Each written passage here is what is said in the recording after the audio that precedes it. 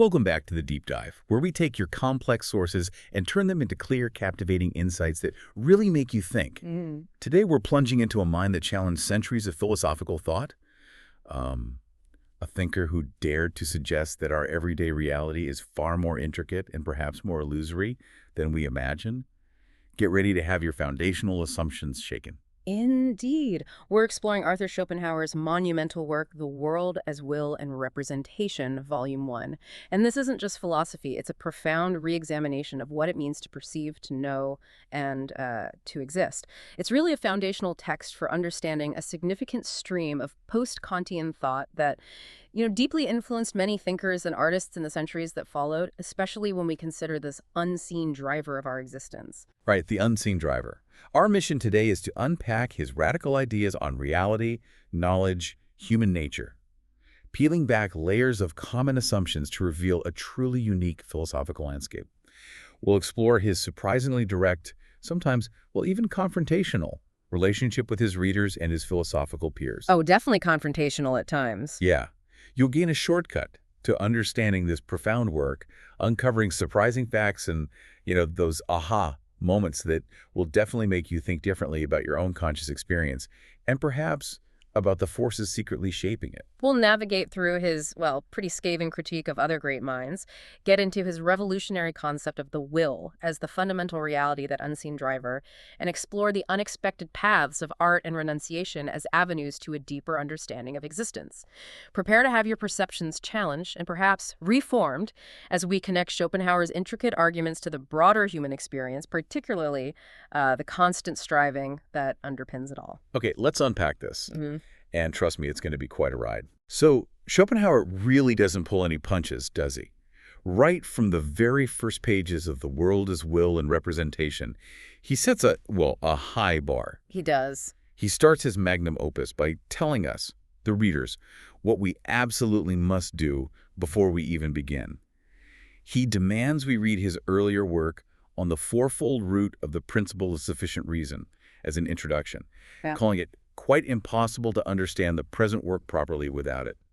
That's a bold move, practically a gatekeeper to his own philosophy. It really is. Almost like he's saying, if you're not serious, don't even bother. He's definitely setting the stage from the outset, signaling that his philosophy isn't for the casual reader or, the intellectually faint of heart.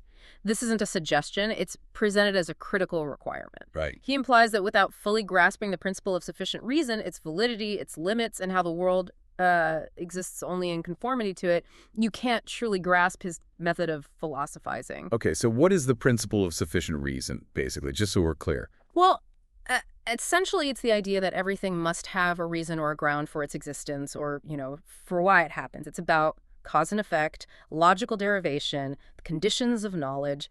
Schopenhauer saw his earlier work as laying the absolute intellectual groundwork, a prerequisite for engaging with his core ideas about the nature of reality and this unseen driver of existence. Okay. If you skipped it, he felt the subsequent arguments would simply hang there, unsupported. And he's remarkably candid, almost startlingly so, about why it's a separate work. He mentions he has a dislike of quoting myself, or of laboriously expressing, once again in different words, what had already been said. Yeah, he's quite blunt about that. So he won't fully integrate that earlier work, even though he acknowledges it leaves the first book incomplete. He even admits he could give the subject matter of that essay a somewhat better presentation now, clearing it of some Kantian terms he was excessively preoccupied with at that time. It's like he's saying, look, I know this isn't perfect, but I'm not going to bore myself or you by repeating myself. Go do your homework. Exactly. He truly expects the reader to do the heavy lifting, to refer back and even implicitly correct his earlier terminology in light of his more mature thought. And what's fascinating here is his frankness, almost bordering on intellectual arrogance maybe, but it also reveals a profound self-awareness and immense confidence in his core ideas. Definitely confidence. He recognizes the imperfection of the presentation and that initial excessive preoccupation with Kantian terms, things like categories, outer and inner sense, which he later refined into his own more precise language.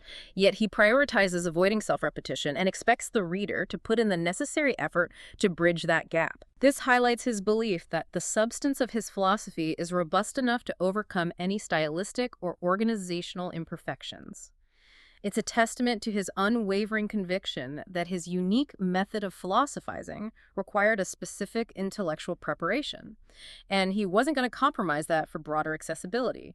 He believed profound truth often demands effort, and he wasn't going to water it down. Right. This intense expectation from his readers leads him to an unapologetic, almost combative stance towards his audience, doesn't it? It does. He anticipates reproaches from readers and warns them they might waste an hour on a book, which it would be useless for them to read unless they complied with the demands I make.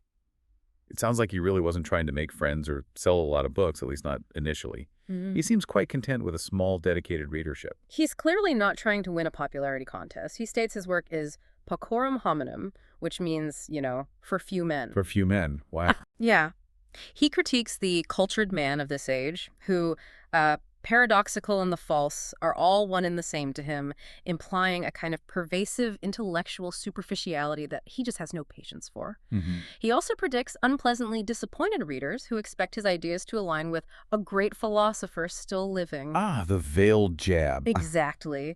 This is a thinly veiled jab at contemporary figures like Fichte or, more pointedly, Hegel, whose complex, often opaque philosophical influence was dominant at the time. This detail is fascinating. It gives us a glimpse into the fierce intellectual climate of 19th century German philosophy and Schopenhauer's self-imposed isolation. Yeah. He positions himself against the prevailing academic currents, believing his truth stood apart from the popular philosophical trends, which he often dismissed as mere charlatanry. And he really doubles down on that, doesn't he? He explicitly dedicates his work not to my contemporaries or my compatriots, but to mankind, confident it will not be without value to humanity, even if this value should be recognized only tardily. He saw the false and the bad, and finally the absurd and the senseless, standing in universal admiration and honor. This wasn't just a critique, it was a profound lament about the state of intellectual discourse in his time, It really was. a feeling of being utterly out of step with the prevailing intellectual currents. He truly felt he was speaking to a future audience, maybe a small group of discerning individuals, rather than his current one. And this raises an important question for us. What kind of conviction, or perhaps, isolation, does it take to declare your work for future generations, fully expecting to be misunderstood or ignored in your own time? It's quite something. It underlines his belief that everything of value needs a long time to gain authority, especially if it is of the instructive and not of the entertaining sort. He was aware that combining profound substance with a superficial, easily consumable aspect was difficult, if not impossible. This wasn't just arrogance. It was a profound self-belief in the enduring truth of his philosophy, a testament to his intellectual isolation and unwavering commitment to what he perceived as genuine insight, regardless of contemporary reception. He valued the pursuit of truth for its own sake rather than for material advantage, seeing purpose or intention as dangerous to insight that could corrupt objective thought. His confidence in his own ideas, even in the face of widespread neglect, is truly striking. Okay, so let's dive into the very foundation of Schopenhauer's The World as Will and Representation. He posits that the world as representation has two essential, necessary, and inseparable halves. This sounds like a fundamental building block of how we even begin to understand anything. Precisely. It's the absolute starting point. One half is the object, which exists within the forms of space and time, leading to plurality. Okay, the object. So like this table, this microphone. Exactly. Anything we perceive, anything outside of us that can be spatially located and temporally ordered. The other half is the subject. The observer. Me. You. Yes, the knower, the perceiver, the mind itself. And he describes it as whole and undivided in every representing being, and crucially, does not lie in space and time. Doesn't lie in space and time. That's interesting. Yes. The subject isn't in the world it perceives, it's the condition for that perceived world. They are two sides of the same coin, utterly interdependent, like the eye and the light it perceives. So you're saying the very fabric of our reality relies on both us, the observer, and what's being observed, and they can't exist without each other. They're, in essence, codependent, defining each other. Exactly. That's a great way to put it. But how does he reconcile this with the idea of a thing in itself, which sounds like it would exist independently? You've hit on a crucial distinction there. He states that each of the two has meaning and existence only through and for the other. They limit each other immediately. Where one begins, the other ceases. This is the world as representation. This is where he credits Kant with a crucial discovery. that the essential and hence universal forms of every object, namely space, time, and causality, can be known a priori in our consciousness. A priori, meaning? Meaning independent of all experience, inherent to our minds, not learned. These are fundamental structures of our mind that we don't learn from experience, but rather bring to it. Like the software our brain runs? Sort of, yeah.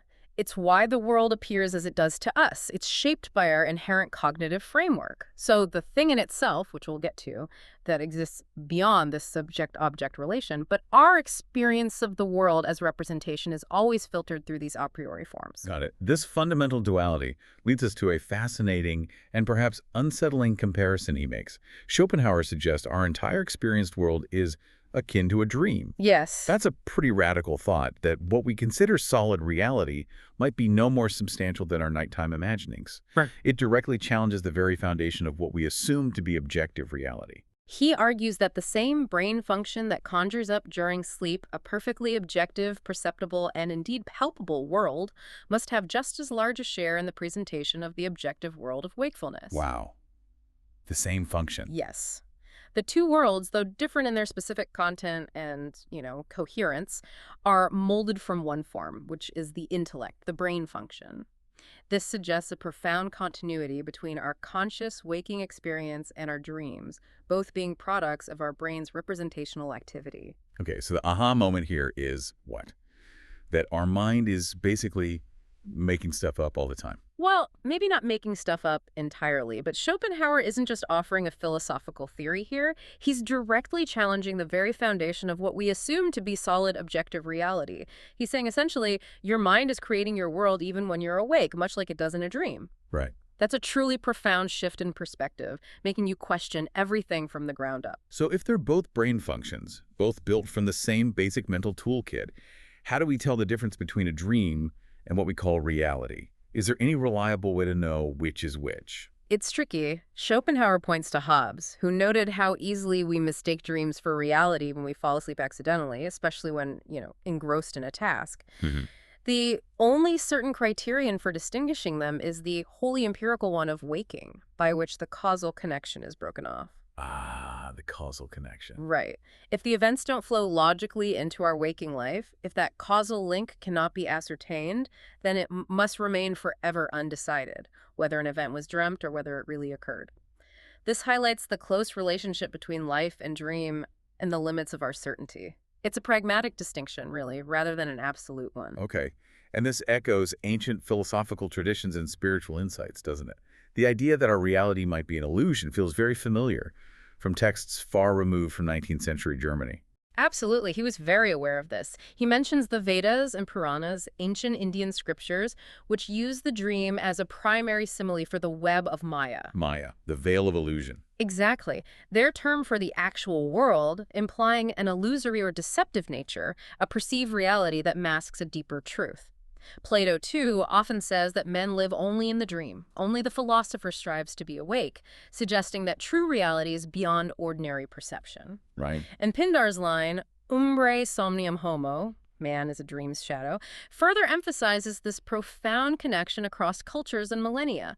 It suggests that this idea that our perceived reality might be a construct is a timeless human realization. And even our own bodies, which feel so real, so immediate, so undeniably us, are also representations in this framework. That seems to challenge our most fundamental sense of self. Yes, he explains that our own body is unique in this system. For each of us, it's known immediately as the thing in itself. Okay, the thing in itself. Which, as we'll delve into shortly, is the direct experience of our will. This is the inner, felt aspect of our existence. Like hunger, or the urge to move. Exactly. But simultaneously, it's known immediately indirectly as an object among objects, a representation within space and time, subject to the same laws as other physical objects. So I feel my hand wanting to move, but I see my hand as an object moving. Precisely. You feel your body from the inside as a set of impulses and sensations, but you see it from the outside as a physical object. He acknowledges this is a forcible separation for the purpose of his investigation, but one he deems necessary for a complete understanding of the world's dual nature. This duality is central to bridging the gap between the perceived world and the deeper reality of the will, which is the unseen driver of all phenomena, including our own physical movements. Right. Okay, let's get into his critiques then. Schopenhauer's not shy about calling out other philosophers. In fact, he seems to relish it, often with quite a sharp tongue. Oh, absolutely. He takes on Fichte, suggesting he misinterpreted Kant's insights in a rather extreme and ultimately deeply flawed way. He really does. He argues that Fichte took Kant's setting out from the subject to an extreme, imagining that by outdoing Kant in this, he would somehow surpass him. Trying to one-up Kant. Basically, yeah. But in doing so, Fichte repeated the mistakes which the previous dogmatism had made in the opposite direction. For Schopenhauer, Fichte's error wasn't just a misstep. It was a fundamental reversal that effectively undermined Kant's critical achievement by swinging too far into subjective idealism. What, in Schopenhauer's view, was Fichte's core error that led him so astray? What was the conceptual blunder that made Schopenhauer so, well, dismissive? Fichte maintained an unconditioned validity for the principle of sufficient reason, treating it as an eterna veritas, a perpetual absolute truth that applies universally and without exception. Okay. He then shifted the thing in itself, which Kant saw as unknowable but existing outside our representations, shifted it into the subject of knowing. So making it all about the I. Essentially, yes. Fichte made the ego the ground of the world, and the non-ego everything else its product, meaning everything outside the self was basically created by the self. Wow. Schopenhauer finds this utterly flawed, claiming it missed the complete relativity of both subject and object. He even dismisses Fichte's primary text on this as the most senseless and consequently the most tedious book ever written. That's quite a condemnation. He doesn't hold back at all. Not in the slightest. He contrasts Fichte's subject-centric idealism with the old and original materialism as being the most consistent system starting from the object, just to highlight his disdain for Fichte's highly abstract and what he considered erroneous approach. Fair enough.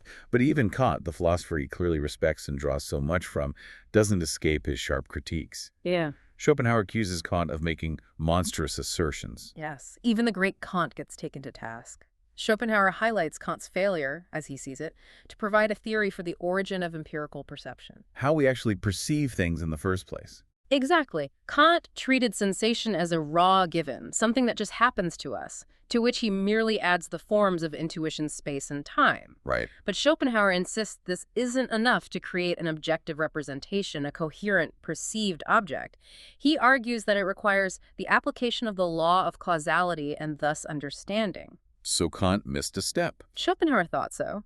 For him, Kant left a crucial gap by not explaining how raw sensation transforms into an object of perception, thereby failing to fully bridge the gap between sensation and understanding. And there are issues with Kant's famous categories, too. The concepts the mind uses to structure experience. Yes. Schopenhauer points to what he considers an obviously false proof for the a priori nature of causality in Kant's work. He suggests, naturally, that he himself provides the only valid proof of it in his On the Fourfold Root, that prerequisite work. Of course he does. He views Kant's object of the representation as a monstrous hybrid, an incoherent construct stolen partly from the representation and partly from the thing in itself. A hybrid. Interesting. Yeah, he sees Kant as blending disparate elements without fully integrating them, leading to a confused philosophical edifice that ultimately obscures, rather than clarifies, the nature of reality. He believed Kant had laid the groundwork but hadn't quite completed the structure, and in some places had built on shaky ground. Here's where it gets really interesting, though. Schopenhauer isn't just building on Kant, he's tearing down parts of the foundation. He seems particularly annoyed by Kant's view of perception without concepts. He directly calls it a monstrous assertion. Absolutely. This is a key point of departure. Kant made the monstrous assertion that without thought, and hence without abstract concepts, there is absolutely no knowledge of an object, and that perception without concept is absolutely empty, but that concept without perception is still something. Perception is empty without concepts. That's what Kant argued, but Schopenhauer argues the very opposite of the truth. The opposite. Yes. He asserts that concepts obtain all meaning, all content, only from their reference to representations of perception, and without that foundation, they are empty and void. So the concept dog means nothing without having seen or perceived dogs. Precisely. Think of it that way. The concept tree only has meaning because we've perceived actual trees. Without that sensory input, the word is just an empty sound. Perceptions, by contrast, have immediate and very great significance in themselves because, as we touched on earlier, they are where the will, the thing in itself, the fundamental unseen driver, is objectified. Ah, okay. This critique is foundational to his own system, establishing the primacy of concrete perception over abstract thought in a way Kant failed to do, and firmly placing our direct experience as the bedrock of knowledge. And the criticisms don't stop at the Germans. He also takes aim at British and French philosophers. It seems no one is safe from Schopenhauer's intellectual scrutiny. Pretty much, yeah. He criticizes Locke for reducing everything into representations of perception, thereby missing the active intellectual component that shapes our experience. Locke's empiricism, for Schopenhauer, made the mind too passive. Just a receiver. Right. And the French sensualists, following Condillac, went even further, trying to derive all representation and thought from mere sensations, encapsulated in their phrase penser c'est sentir, to think is to feel. Thinking is feeling. For Schopenhauer, these philosophers failed to account for the crucial, active role of the intellect in constructing the perceived world. They reduced humanity to little more than bundles of sensory input. He uses a very vivid, almost grotesque image to describe the intellectual being created by these philosophers, one that really brings home his disdain. What was that image? It's quite something. He describes their constructed man as, anatomically, an anencephalus, a tête de crapaud, with sense organs only and without brain. Wow, an anencephalus, a baby born without a brain and a toad's head. Yes. This metaphor powerfully conveys his view that their philosophy strips away the essential intellectual faculty that mediates perception, reducing humans to mere receptacles of sensation without the capacity for true understanding or active mental processing. That's brutal. It is. In contrast, he praises Thomas Reid, a Scottish philosopher, who, despite being unacquainted with Kant, furnishes a thorough proof of the intellectual nature of perception and the a priori sources of space, time, and causality. Reid implicitly acknowledged the active, constructive role of the mind in shaping our world. So Reid got closer to the truth Oh, in Schopenhauer's eyes. exactly. For Schopenhauer, Reid's insights, though arrived at independently, pointed to a similar truth about the mind's contribution to reality.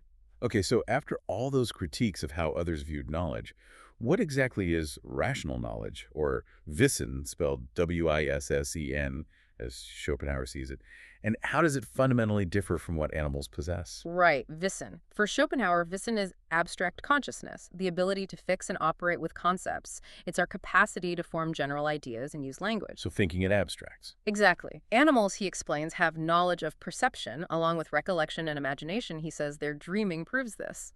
They're bound to the present and immediate sensory input, reacting to what is directly before them. However, they lack this abstract rational knowledge.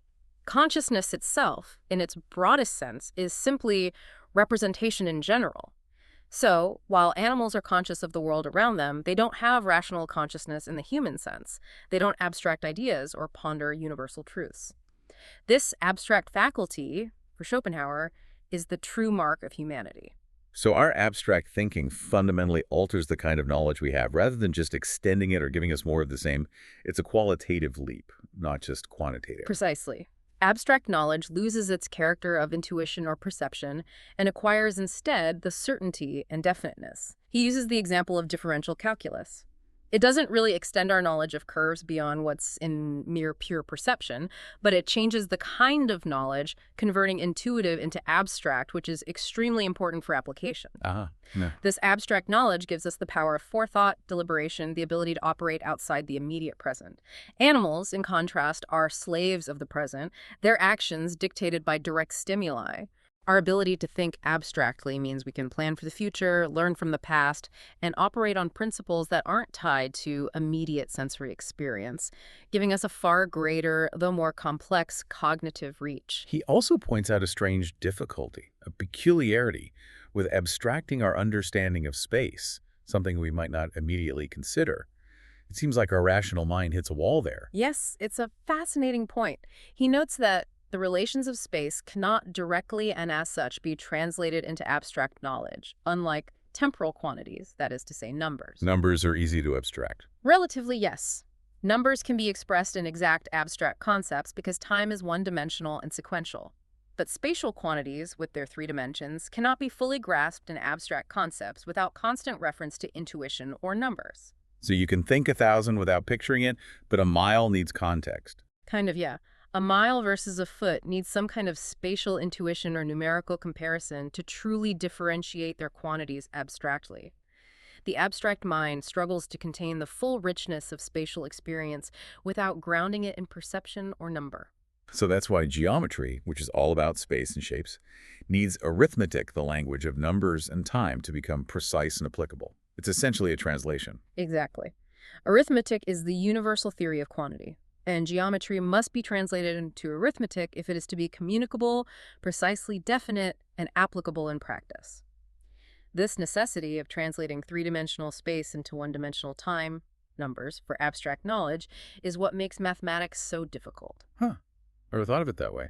It reveals a fundamental limitation of our abstract faculty when confronted with spatial relationships, forcing us to convert them into a temporal, numerical format for precise, rational understanding. It underscores the profound difference between intuitive, perceptual knowledge and abstract, rational knowledge. It sounds like our rational faculty, while powerful and uniquely human, comes with its own set of fascinating quirks and serious drawbacks. It's not a perfect tool. Far from it. Speaking of these peculiarities, let's turn to something you might not expect Schopenhauer to analyze in such detail. Laughter. How does he explain something as universal and seemingly simple as laughter? Right, laughter. For Schopenhauer, it results from nothing but the suddenly perceived incongruity between a concept and the real objects that had been thought through it in some relation. Incongruity, a mismatch. Exactly. It's a paradoxical and hence unexpected subsumption. The intellect tries to categorize something under a concept, and then a glaring mismatch appears, a sudden, surprising misfit between our abstract expectation and the concrete reality. Our minds register this absurdity, and boom, laughter. It's a momentary intellectual short circuit. That's a great way to put it. Can you give us an example that's a very specific, almost mechanical definition for something so spontaneous? He offers several good ones.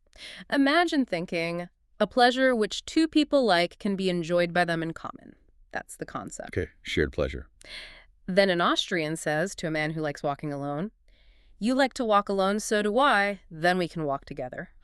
Right. The abstract concept of shared pleasure is applied to a situation where the identity of pleasure paradoxically excludes community. It's funny because the expectation of shared activity clashes with the specific nature of the solitary pleasure. Okay, get it. Or consider irony, where something real and perceptible is brought directly under the concept of its opposite, like saying, "It is pleasant weather today," during a heavy rainstorm. The concept is radically incongruous with the perceived reality, triggering laughter. It's a fleeting triumph of perception over abstract expectation. Yes, a brief moment of intellectual liberation from the rigidity of concepts. That's a brilliant, almost mathematical way of looking at humor. Makes you wonder how many times we've laughed without realizing it was our intellect momentarily glitching. But what about error? Where does that come from in this framework if our reason is supposed to be this great abstract tool? Error is essentially a conclusion from the consequent to the ground, which indeed is valid when we know that the consequent can have that ground and absolutely no other, otherwise it is not. Okay, unpack that a bit. In simpler terms, it's making a logical jump from an observed effect, the consequent, to its supposed cause, the ground, but doing so without sufficient proof that this cause is the only possible one. Jumping to conclusions. Pretty much. It's either a want of understanding, assigning an impossible ground, or too limited a knowledge that assumes a complete induction without having actually made it. He draws a strong analogy between error, deception of reason, and illusion, deception of understanding or the senses. So, just as our eyes can play tricks on us with an optical illusion? Right. Our abstract reasoning can be tricked by an error when we jump to conclusions or operate with incomplete information. This fundamental fallibility of reason means that even our most rigorous intellectual pursuits are never entirely immune from self-deception. So our intellect, while it gives us this incredible power to think abstractly and plan, also sets us up for some serious pitfalls, from philosophical errors to full-blown madness. That's a rather sobering thought. It is. He lists several disadvantages. The rarity of power of judgment means errors are persistent and widespread. He famously refers to Hegel, a dominant figure of his time, as a repulsive and dull charlatan and an unparalleled scribbler of nonsense, admired by many thousands for 20 years. Ouch. again. Yeah. This highlights how even supposed intellectual elites can be led astray by what Schopenhauer saw as just, verbal sophistry rather than true insight. And significantly, he notes that animals do not go mad, implying madness is a unique, tragic consequence of human reason, a breakdown in our complex abstract faculty. Only humans go mad. That's his point. Our thinking consciousness, he says, is necessarily fragmentary, like a magic lantern that can only project one image at a time. This requires us to sleep on a matter for clarity, to let the unconscious will process things. Right. This fragmentary nature makes our abstract knowledge prone to confusion and exhaustion, a heavy price for our intellectual gifts. Okay, this feels like the perfect transition. This is where Schopenhauer really shifts gears, presenting his most radical and influential idea.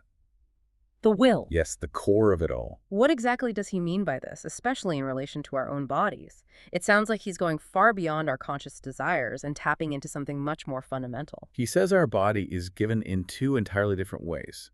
First, it's an object, a representation among other objects that we perceive. We see our hands, our reflection. Right, these are representations. But simultaneously, it's also known immediately to us as what is known immediately to everyone and is denoted by the word will. Immediately known. Yes. This immediate knowledge of the body, felt from within the inner striving, the impulse to move, to act, to feel, this is the will itself. It's not something we merely observe, it's something we are and experience directly, non-conceptually. Yeah. So the act of willing, something like raising my arm, and the physical action of my arm moving, are intrinsically linked, not cause and effect, but two sides of the same coin. You've got it precisely. It's not that my will causes my arm to move, but that the movement is the will, viewed externally. Exactly. He asserts they are not two different states objectively known, connected by the bond of causality. They do not stand in the relation of cause and effect, but are one and the same thing, though given in two entirely different ways. Wow. Okay. He claims the entire body, every muscle, every nerve, every organic function is nothing but the objectified will, the will translated into perception. Will made visible. In a sense, yes. The will is knowledge a priori of the body, and that the body is knowledge a posteriori of the will. The body is the concrete manifestation of this underlying metaphysical force. The will is the unseen driver, and the body is its visible expression. Every part of our anatomy, every instinct, every hunger, every drive is an expression of this fundamental will. This turns the traditional view of human identity completely on its head. If the body is objectified will, where does that leave our intellect, our consciousness, the part we usually identify as ourselves? He's quite direct and even, well, provocative about this. The will is the inner, true, and indestructible nature of man. But crucially, in itself, it is without consciousness. The will is unconscious. Fundamentally, yes, it's a blind, irrational force. Consciousness, he explains, is conditioned by the intellect, which is a mere accident of our being, a function of the brain. Accident. A mere accident. He even calls the brain a mere fruit, a product, in fact, a parasite of the rest of the organism, emphasizing its secondary and dependent nature. A parasite, good grief. It's a bold claim that our intellectual capabilities, which we pride ourselves on, are essentially just a tool, a sophisticated appendage of a deeper unconscious drive. So my brain isn't me. And it's not even the main show, just a sidekick to something deeper and unconscious. That's a truly unsettling and radical demotion for what we usually consider our most advanced faculty. It really makes you rethink the very core of your own identity, doesn't it? It does. The aha moment here is that Schopenhauer is suggesting our conscious intellect is not the ultimate I, but merely a tool of a deeper, unconscious, and insatiable will. Right. It absolutely is a radical demotion. He paints the intellect as the secondary phenomenon, while the organism is the primary, the immediate phenomenal appearance of the will. He summarizes this by stating, the will is metaphysical, the intellect physical. The intellect, like its objects, is mere phenomenon. The will alone is thing in itself. Metaphysical versus physical. Right. He uses powerful analogies to drive this point home. The will is the substance of man, the intellect the accident. The will is the matter, the intellect the form.